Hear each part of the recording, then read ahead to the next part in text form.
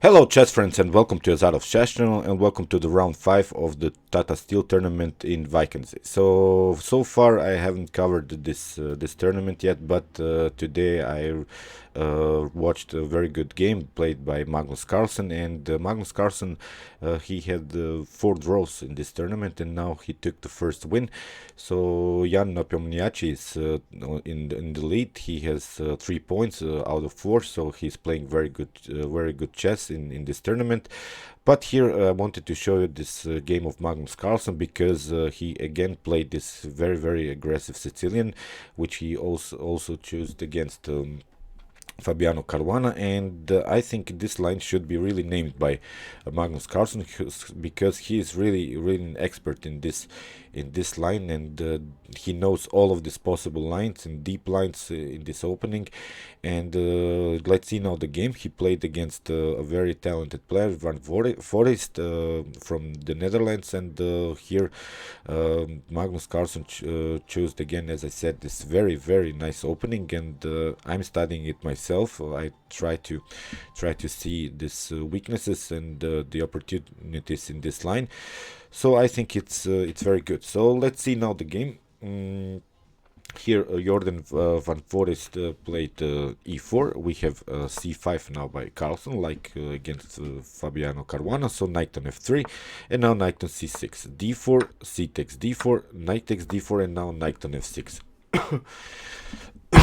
This knight on f6 really leaves flexibility in the game, because we can maybe try d5 moves, a6 with this sort of neither with d6 maybe transpose into the dragon variation. So I really like this 3 knights setup here so far by Magnus Carlsen, because it leaves really a flexible position here for black when maybe white tries here maybe an f3, so this counter neither variation, so you can maybe play immediately e5 and then after that d5. So it's really I think the best way to play the Sicilian. So here knight on c3 was played, and now e5. Now we have knight from d to b5. Now of course d6, we are not allowing white to jump in with the knight on d6. So here knight on d5, we have knight takes on d5, and now e takes d5. So far like in the games against Fabiano Caruana. So maybe black can try here maybe knight on b8 again with knight on d7, and then an outpost here maybe on c5. But here Carlsen chose also knight on e7, like in many games against Caruana. So here c4. So it's obvious in this line that black is gonna try his attack on the queen side. So his coordination of the pawns is really showing us the direction of the attack. So of course, with as black, from black's perspective, we are trying here sort of an f5 f4 idea. But of course, Jorden van Foreest also is a strong player, and he in this game castled queenside here after a couple of moves. You see he is not going castle into Magnus Carlsen attack. So here he played after knight on g6. Here we have queen on a4, and this line was also played in the game against Caruana and Carlsen. So here of course bishop on d7, the discovered check was the threat. So here queen on b4, and now queen on b8. As I said, Magnus Carlsen is really an expert now in this line. He's basically unbeatable in this variation, and really maybe after 10 or 20 years this line will be named after him. So here a4 h4 with an immediate attack on the king side here, because black has also troubles where to castle now, and Magnus Carlsen plays also here the move h5.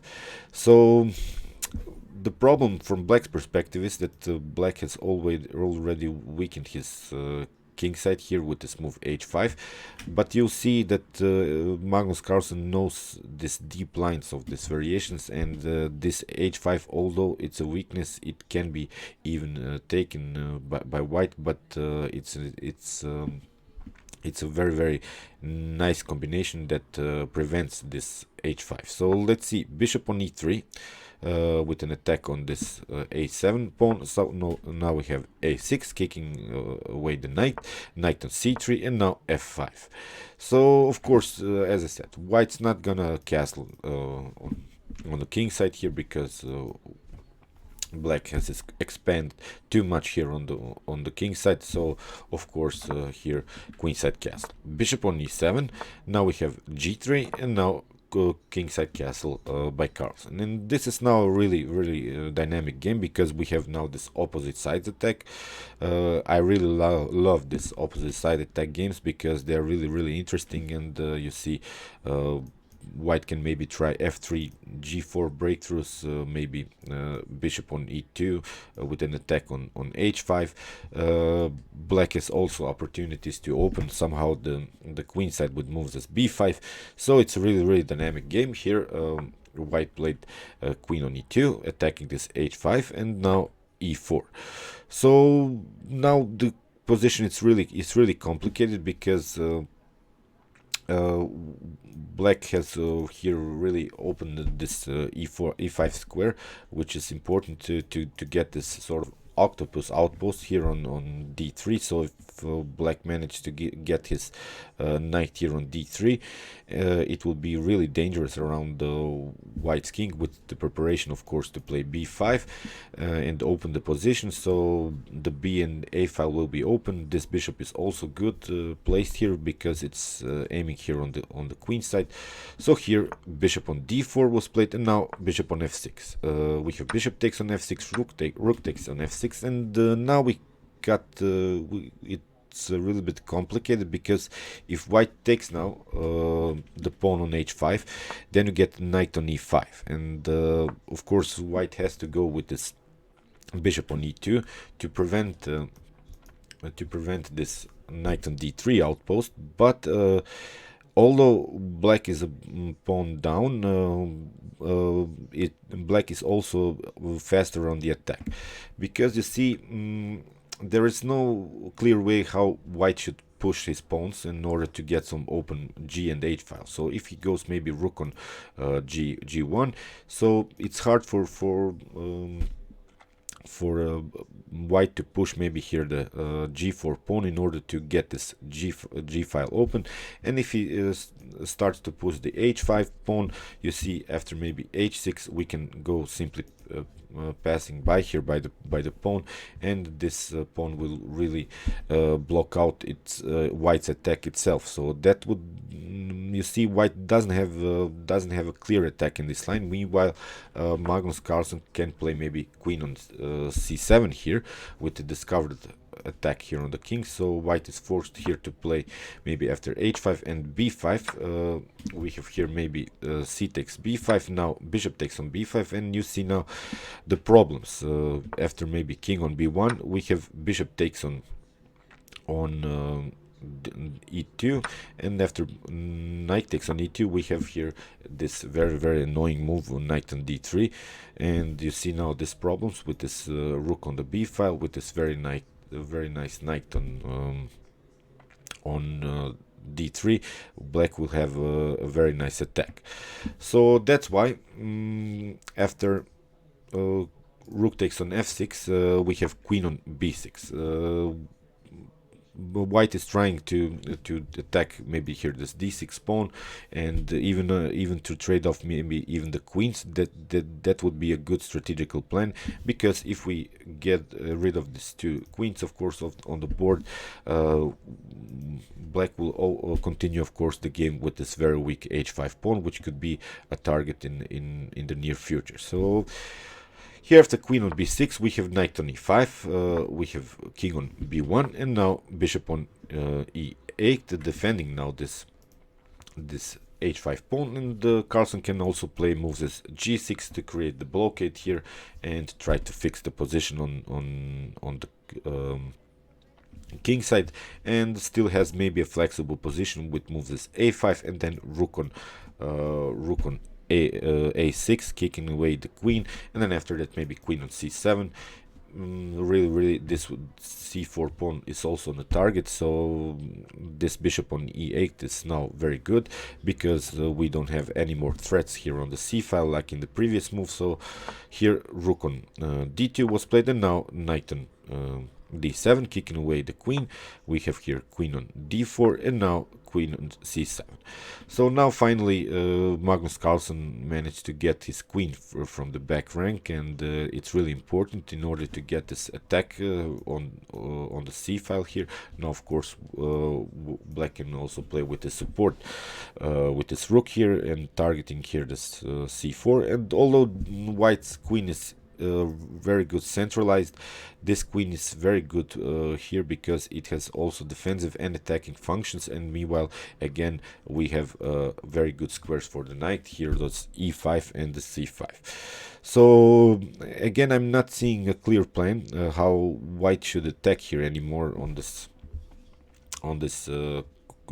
king side here. Of course, maybe rook on g1, and you see g4 is not possible anymore. It has to be prepared with moves as f3 in order to get this attack rolling somehow. And I still like here black's position more because we have now a flexible position. We can play the move b5 with the same idea and open the queen side, even maybe with a pawn sacrifice. But in this opposite side attacks, as I said, you have to create some open diagonals, some open files in order to attack your opponent's king. So who's faster on the attack, he will probably win the game. So here knight on d1 was played, and now knight on e5. We have knight on e3. It is a good transposition here by white. He gets also his knight more active, and now we have a very strong move by Magnus Carlsen, f4. So the flexibility in Magnus Carlsen game is really amazing here because you see he has the opportunity to attack here on the queen side and on the king side, and here we have g takes f4, rook takes f4. Now of course the rook comes on this open file, but now we have bishop on g6, and you see now this bishop is also very good. It's indirectly attacking now white's king. Black has a very good coordination with his pieces, so you see the knight is protecting the bishop, the knight is protected here by this d6. The rook is very good placed here on this fourth rank, so black has already occupied the other half of the board. So we have here king on a1. So Van Foreest was a little bit scared of this discovered attack by the bishop, because we have Magnus Carlsen had the opportunity to play the knight here on d3. So here rook from a to f8. Now Magnus Carlsen pieces are all on the best squares. The knight is very well centralized, the bishop is on a good diagonal, the rooks have occupied the f file, so perfect coordination by the pieces. So here we have c5. White desperately tries to find some open diagonals here for the queen, and now we have rook takes on f2. So queen on c3. Now we have queen on c5, queen takes on c5, and now d takes c5. Okay, white has this pass pawn, but it's really not so dangerous because it can always be blocked with moves as rook on d8. So still I like more the position here by Magnus Carlsen. He has this rook on the second rank. Really perfect play here by Magnus, and here we have